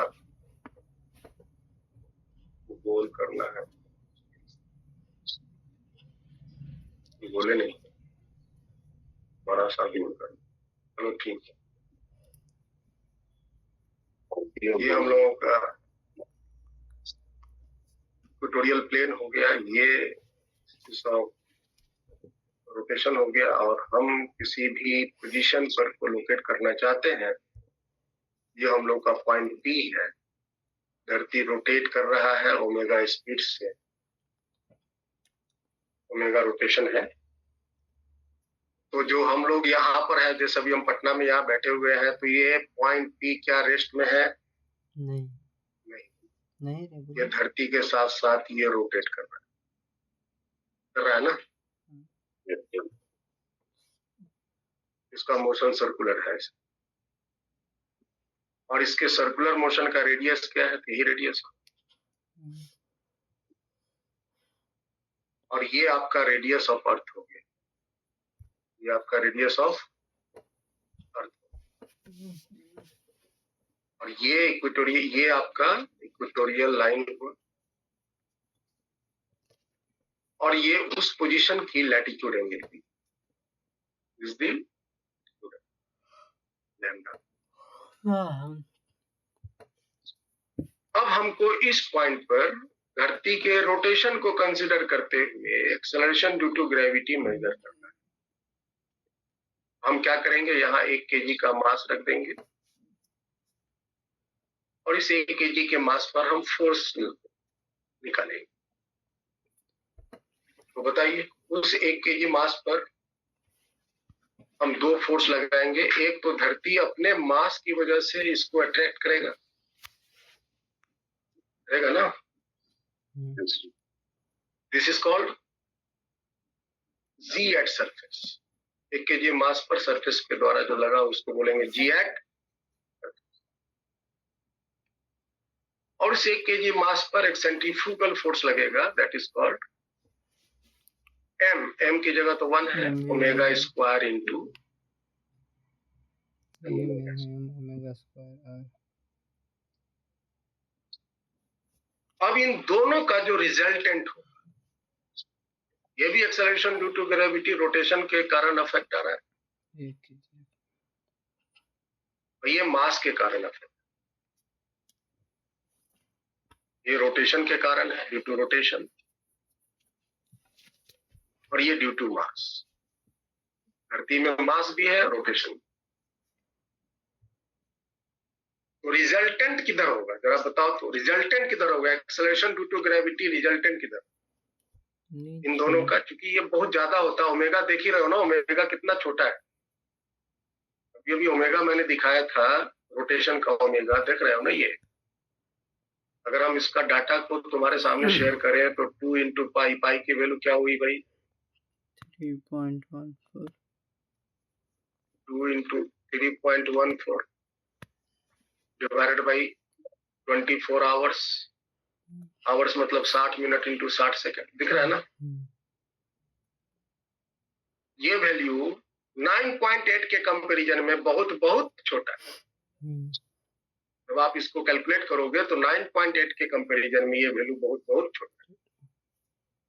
अगर हम रोटेशन की वैल्यू निकालते हैं एग्जैक्टली, तो 2 इंटू 3.14 डिवाइडेड बाई 24 फिर डिवाइडेड बाई 60 फिर डिवाइडेड बाई 60, तो 0.0004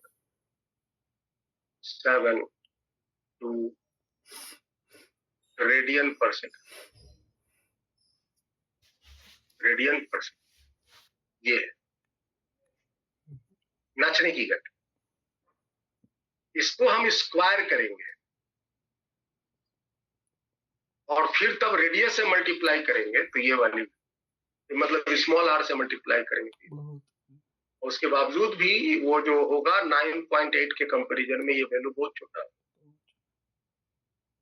तो जो रिजल्टेंट की बात हम कर रहे हैं, वो रिजल्टेंट जो बनेंगे थोड़े से यहाँ,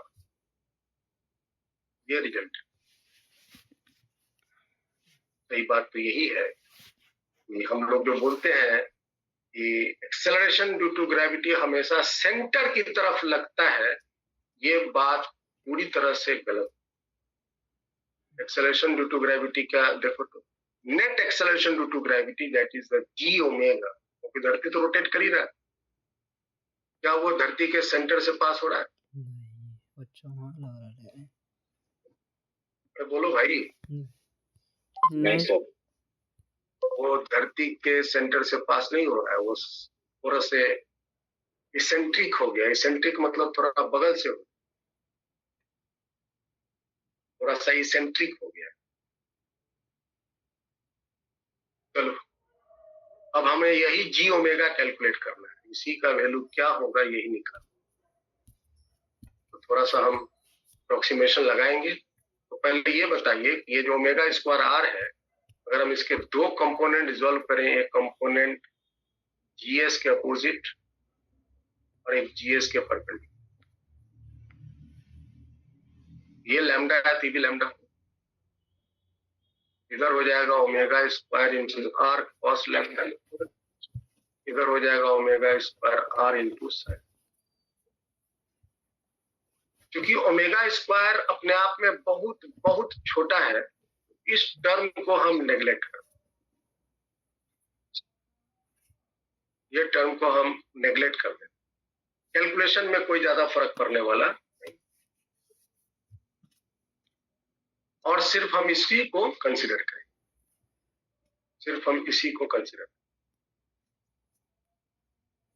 हालांकि यहाँ भी ओमेगा का स्क्वायर है, इसको भी नेग्लेक्ट होना चाहिए था कायदे से, जो मैंने यहाँ नेग्लेक्ट किया है। लेकिन जब इन दोनों को ही नेग्लेक्ट कर दोगे तो फिर ओमेगा का असर कहाँ है? तो हम इसको कंसीडर कर, तो नेट ओमेगा की वैल्यू, नेट जी की वैल्यू क्या होगी? नेट जी की वैल्यू हो जाएंगे acceleration due to gravity, omega square R cos lambda, हो जाएगा जीएस माइनस, ये हुआ जीएस ये वाला, और ये उसके अपोजिट में है, इसलिए minus omega square small r into. अब देखो ये लैम्डा है तो ये भी लैम्डा होगा, होगा ना। तो ये जो स्मॉल आर है उसका वैल्यू क्या? आप cos lambda is equal to base by hypotenuse, base हो गया स्मॉल आर, हाइपोटेनियस हो गया capital. Small r is nothing but is capital R cos lambda. यहाँ प्लेस कर दो स्मॉल आर की जगह पर, तो आएगा g s minus omega square capital R cos square lambda.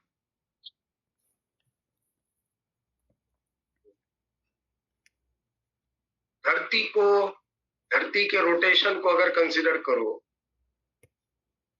Acceleration due to gravity exactly centre पर पास नहीं कर, सेंटर के थोड़े बगल से पास,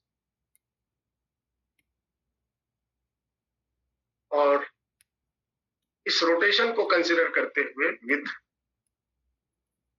consideration of rotation,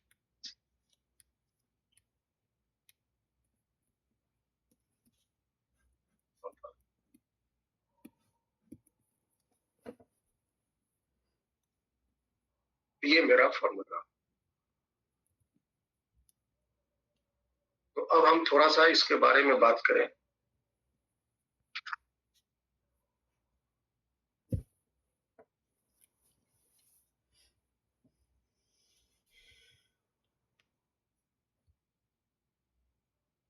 ji omega का वैल्यू क्या है बताओ? G s minus omega square into r और cos स्क्वायर लैम्डा। याद रखिए लैम्डा क्या है? लैटिट्यूड है, लैटिट्यूड है। सबसे पहले ये बताइए, एट पोल्स, पोल्स, पोल समझते हो ना? Yes sir. ये आपके पोल, ये पोल, तो नॉर्थ पोल है, ये साउथ। तो नॉर्थ पोल के लिए लैम्डा की वैल्यू क्या होगी? 90 डिग्री। 90 डिग्री। साउथ पोल के लिए भी लैम्डा 90 पर, यहाँ से नापेंगे पोल्स पर, चाहे वो नॉर्थ पोल हो या वो साउथ पोल, पोल्स पर लैटिट्यूड एंगल आया, दैट इज 90 डिग्री। तो जी ओमेगा वैल्यू क्या होगा? जी एस के बराबर, cos 90 जीरो होता है। तो आप क्या बोलेंगे? no effect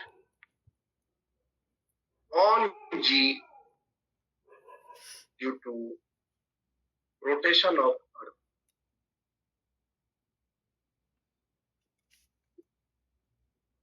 At poles. Poles पर एक्सेलरेशन ड्यू टू ग्रेविटी धरती के रोटेशन पर depend. Eight equators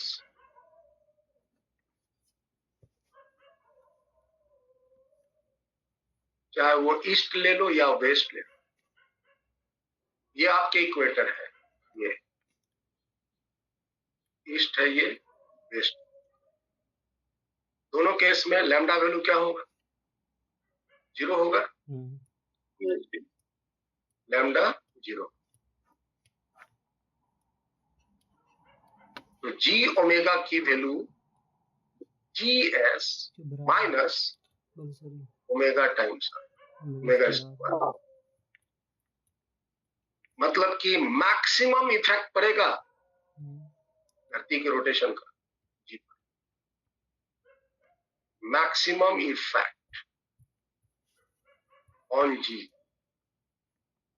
due to rotation of earth at equator.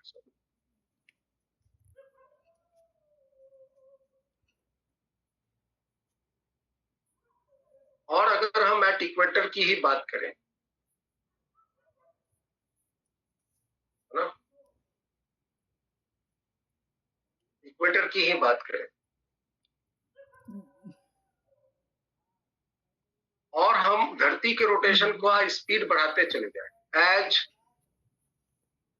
Omega increases, धरती का ओमेगा नाचने की गति जो है वो बढ़ती जाए. जी ओमेगा एट इक्वेटर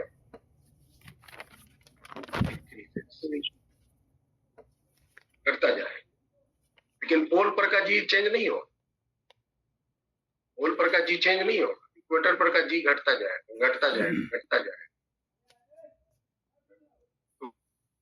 हो सकता है घटते घटते कभी 0 हो जाए. तो बताओ कि किस ओमेगा वैल्यू पर धरती कितनी गति से नाचने लग जाए, धरती के इक्वेटर पर एक्सेलरेशन ड्यू टू ग्रेविटी का नेट मान 0. तो हम अगर मान लेते हैं एट जी ओमेगा 0, तो ओमेगा की वैल्यू क्या होंगी? Under root g at surface divided by g at surface divided, है ना, डिवाइडेड बाई, मतलब कि जब नाचने की गति इतनी हो जाए, GS root under GS by r, तो सर इसका वैल्यू निकाल के बता सकते हो तो बताओ. GS 10/6400. जी का मान 10 ले लो, नीचे में हो गया 6400, 0 कट गया, नीचे में हो गया 6400 ले लो ना, तो 6400 का क्या हो गया? 64, 80 बाहर हो गया ना. अगर हम जी का मान 10 ले लेते हैं और 6400 ये ले लेते हैं, तो 6400 का क्या हो गया? 8 हो गया, 800, क्या ना, रूट अंडर 10 का कितना हो गया? 3.1. नीचे में हो गया 80, नीचे में 80 हो गया ना. ये रोटेशन की speed 3.14 divided by s, that is equal to 0.0392 radian पर रेडियन पर सेकंड।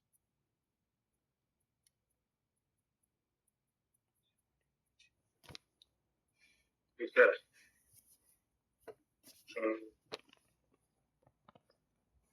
और इस स्पीड पर अगर ये नाचेगा, इसका टाइम पीरियड क्या होगा? Two pi by T, T rotation root under GS by r. तो टी रोटेशन इस केस में हो जाएंगे 2 pi root under R by GS,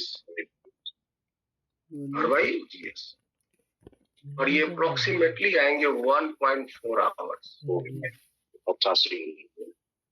1.4 hours मतलब कितना मिनट? 60,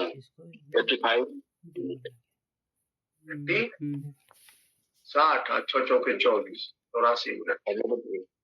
84 मिनट।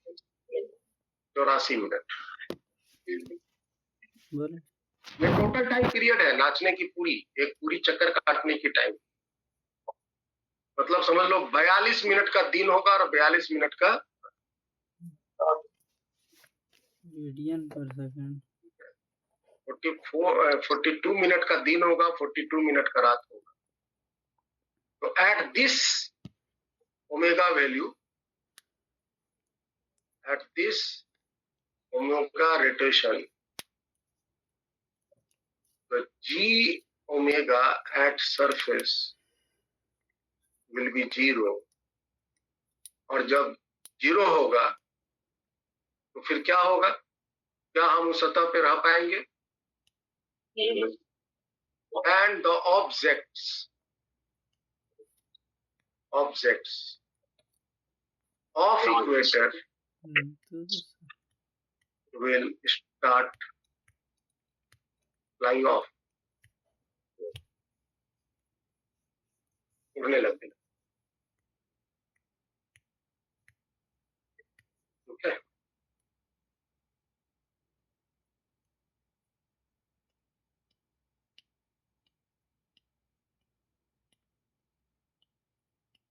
सबसे ज्यादा असर जी पर पड़ता है रोटेशन का, इक्वेटर। तीसरा, अगर हम आपसे डिफरेंस पूछें कि इक्वेटर और पोल पर डिफरेंस कितने, जी पोल पर और जी इक्वेटर का अगर डिफरेंस पूछे तो कितना आएगा? Omega square r. बोलो भाई,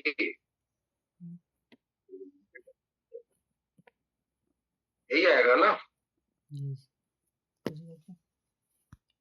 यस। और जी ओमेगा, इसका वैल्यू अप्रोक्सीमेटली कितना होता है ओमेगा स्क्वायर आर के लिए एट प्रेजेंट जो स्थिति है?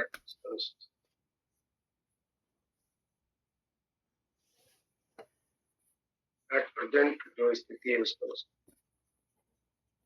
ओमेगा स्क्वायर कितना का डिफरेंस आता है अप्रोक्सीमेटली? 0.01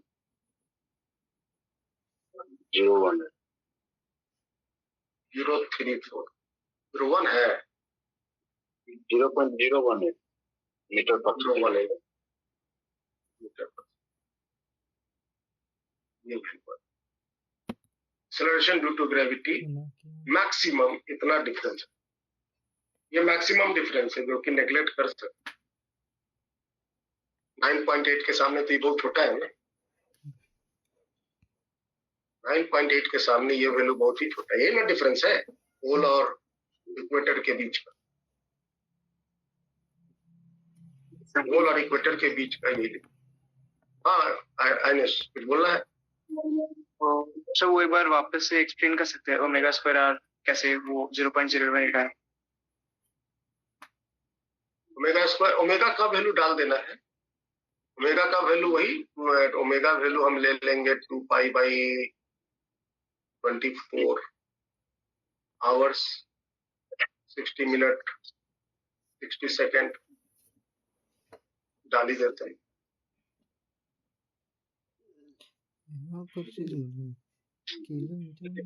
ओमेगा वैल्यू 2 पाई, पाई वैल्यू 3.14,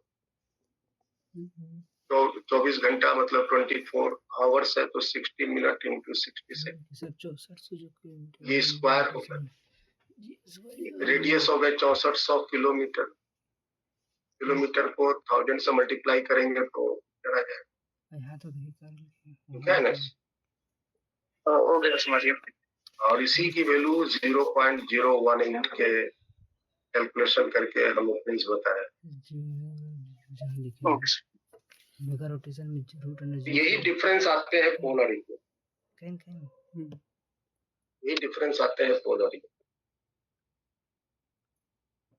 तो अगर हम आपसे पूछे कि कहां पर जी की वैल्यू ज्यादा होता है, पोल पर कि इक्वेटर, बदल की तो बदल की सर पोल पर या इक्वेटर पर जी की वैल्यू कहाँ ज्यादा होता है? पोल पर ज्यादा, पोल पे ज्यादा। अगर हम इक्वेटर पर खड़े होकर के पोल की तरफ मूव करेंगे तो जी की वैल्यू क्या होंगी, चेंज होंगी। अगर हम इक्वेटर से पोल की तरफ चले मोटरसाइकिल से, तो जी की वैल्यू क्या अलग सेम जगह, अलग अलग जगह पर सेम रहेंगी, चेंज होगा, चेंज होगा, और जी की वैल्यू बढ़ता जाएगा। या पोल से इक्वेटर पर आएंगे तो जी का वैल्यू घटता जाता है। तो कितने अमाउंट में मैक्सिमम चेंज आए पोल से इक्वेटर के बीच में, जी की वैल्यू में कितनी मैक्सिमम अमाउंट में चेंज आए, यही चेंज है ना, that is equal to omega square into.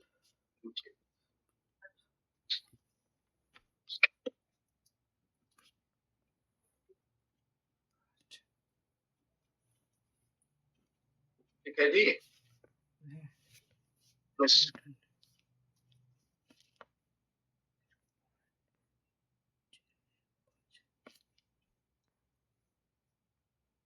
आगे बढ़ते हैं। एक और पॉइंट है जो सबसे इम्पोर्टेंट है। नेक्स्ट क्या है, due to non sphericity of, due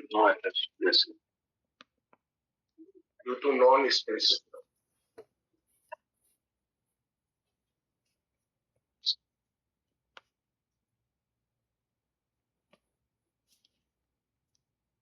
हम लोग का अर्थ पूरी तरह से स्फीयर नहीं है। कुछ Our earth is not a perfect sphere. Actually में हम लोग का जो धरती है वो पूरी तरह से स्फीयर ना होकर थोड़ा सा ऊपर और नीचे दबा। सर वो वाला लगता है 0.03 ही आया, सही बोल रहे। चेक कर लो भाई, आप जो बोले हम लिख लिए, अभी हम कैलकुलेशन नहीं की।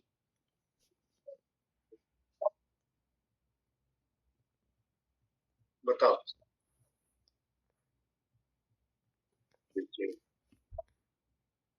ये 0.018 है या 0.034 है, हमें डाटा याद नहीं है इसलिए हम आपसे। चलो और हम डिलाइन नहीं करेंगे और भाग देंगे। बोलो फटाफट, 2 इंटू 3.14 ना है, yes sir. Into 2 into 3.1 square कर दिए,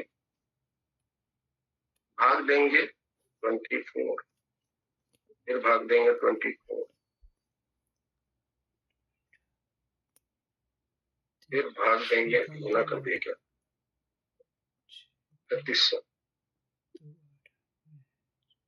फिर गुना करेंगे 6400, फिर गुना करेंगे 1000। अरे तो बहुत लंबा छोड़ा, गलती हो गया। 2 गुना 3.14 6.2 6.2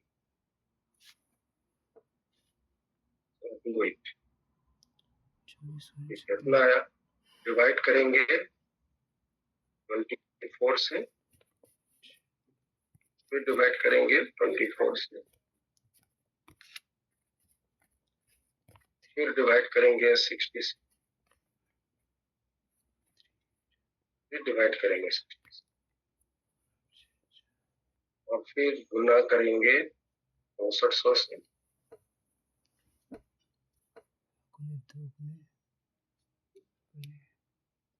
ये मेरा भी गलत आ रहा है क्यों जी? 121 के आसपास में आ रहा है।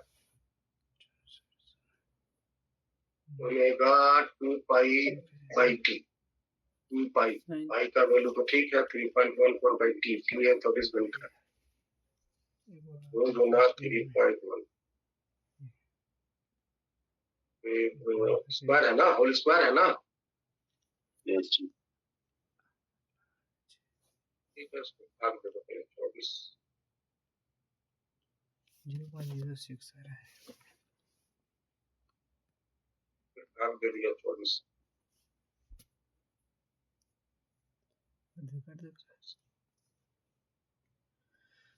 So 0.034 ही आ रहा है। 0.034 आ रहा है। हमें कैलकुलेटर में दिखा पता चला।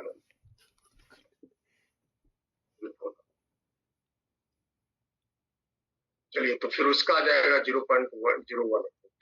आइए देखते हैं बात। धरती जो है वो पूरी तरह से स्फीयर नहीं है, ये कहना है। ये ऊपर और नीचे थोड़ा सा दबा रहता है। और अगर हम इक्वेटर और पोल का सेंटर से अगर डिस्टेंस ले, इक्वेटर और पोल का सेंटर से अगर डिस्टेंस मेजर करें, तो ये अगर डिस्टेंस रेडियस कह लो, ये वाली डिस्टेंस को आर कह, पोल से सेंटर की दूरी आर 6400 किलोमीटर। ये जो आपका है लगभग 21 किलोमीटर ज्यादा होता है। इक्वेटर की दूरी जो है वो 21 किलोमीटर ज्यादा होता है पोल के कंपेरिजन।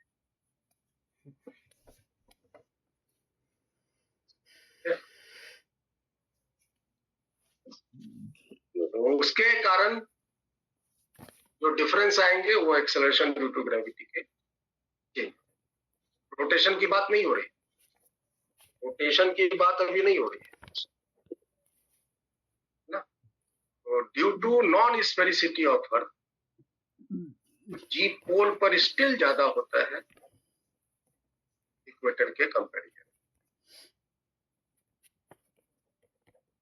इक्वेटर के कंपैरिजन ड्यू टू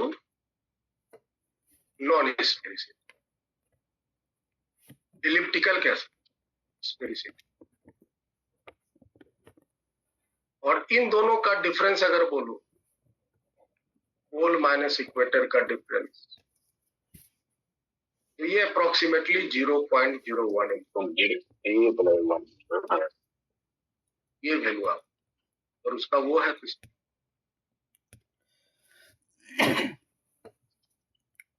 लगभग वो दुगुना होता है। 18 दूनी 36 34 है ना वो लगभग।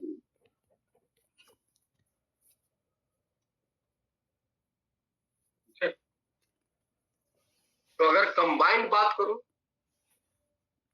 कॉम्बिनेशन की बात करो, ऑन कॉम्बिनेशन 21 किलोमीटर के कारण थोड़ा कम गया of rotation and non sphericity, combination of rotation और नॉन स्फेरिसिटी। तो जी जो पोल पर होता है वो जो इक्वेटर पर है प्लस 0.034 प्लस 0.018, इतना वैल्यू, ठीक है, का डिफरेंस होता है। इक्वेटर पर जो भी चीज, इस दोनों को जोड़ दीजिए तो कितना आएगा? 0.052 मीटर पर सेकंड स्क्वायर। इतना का डिफरेंस पोल पर इक्वेटर की कंपैरिजन में।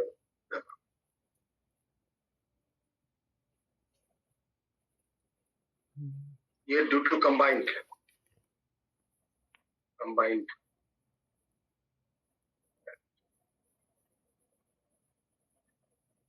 0.05। रोटेशन का भी कंसिडरेशन है और नॉन स्फेरिसिटी का भी कंसिडरेशन। डिफरेंस कह सकते हैं पोल का और इक्वेटर का difference 0.052 metre per second.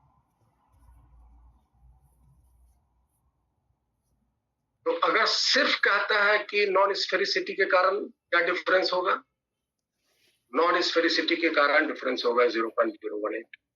Rotation के कारण क्या डिफरेंस होगा, तो रोटेशन के कारण डिफरेंस होगा 0.03। और अगर कंबाइंड पूछा जाए तो डिफरेंस हो जाएंगे 0.05।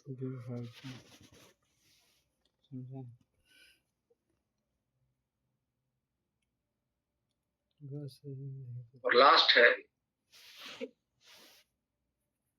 Due to non uniformity of,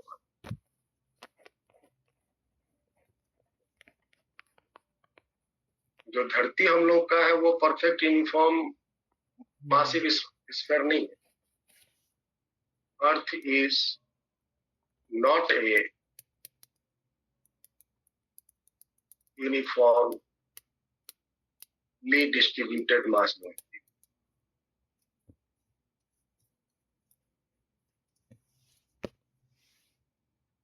है ना, भीतर में कहीं पर पत्थर है तो कहीं पर पानी है तो कहीं पर लोहा है, कहीं पर तेल है, कहीं पर कोयला है।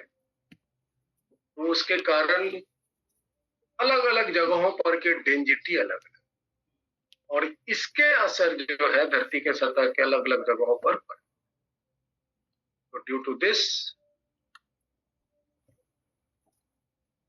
The g value may change at different places। और आप इस बात को मेजर नहीं कर सकते क्योंकि आपको नहीं पता कि कितनी मात्रा में, है ना, कहां पर तेल है, कितनी मात्रा में कहां पर लोहा है, कितनी मात्रा में पत्थर है। तो आप ये कैलकुलेट नहीं कर सकते। हाँ, बस आप ये अंदेशा लगा सकते हैं कि अलग अलग डेंसिटी की वजह से धरती के भीतर जो मास डिस्ट्रीब्यूशन है उसके कारण जी पर असर पड़ता है। बहुत ज्यादा नहीं, बहुत मजबूत। और उसको हम फिर कैसे निकालेंगे, अगर हमको पता लगाना ही हो तो कैसे निकालेंगे? तो हम अगर पता लगाना है तो हम उसको एक्सपेरिमेंटली निकाल, है ना। The g value at any place can be find out by using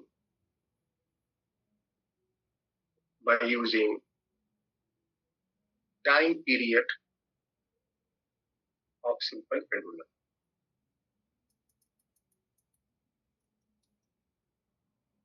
उस जगह पर मान लो कि अगर मान लो ये धरती है और किसी भी जगह पर हम मान लो कि अगर यही पटना है, यहाँ पर हम एक पेंडुलम लेंगे, पेंडुलम को लटका देंगे और इसको यहाँ से इस तरह से दोलन करवा देंगे।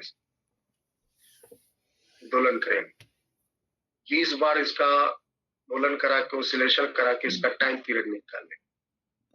तो 20 बार का टाइम निकल गया। एक ऑसिलेशन का टाइम क्या होगा, इसका फॉर्मूला होता है √(L/V) 2π√(L/V)।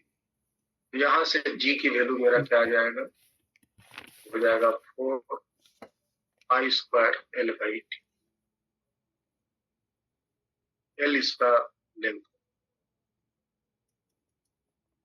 तो L हमको मालूम है और एक्सपेरिमेंट करके टाइम पीरियड हम निकाल लिए। मान लो 20 ऑसिलेशन का टाइम आया 10 सेकेंड, 20 ऑसिलेशन का 10 सेकेंड, एक ऑसिलेशन का कितना हो जाएगा 10/20 सेकेंड।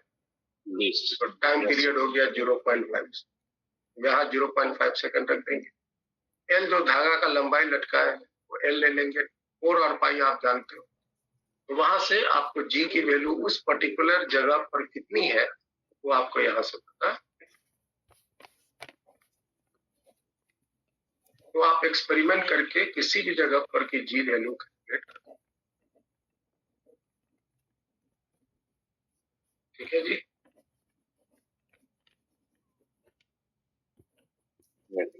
तो ये था variation of acceleration due to gravity, जो अलग अलग फैक्टर्स पे डिपेंड। वेल, आज हम लोग यहीं तक रखेंगे। Yes sir. इसका हम पीडीएफ शेयर कर देते हैं, जिनका लास्ट क्लास हुआ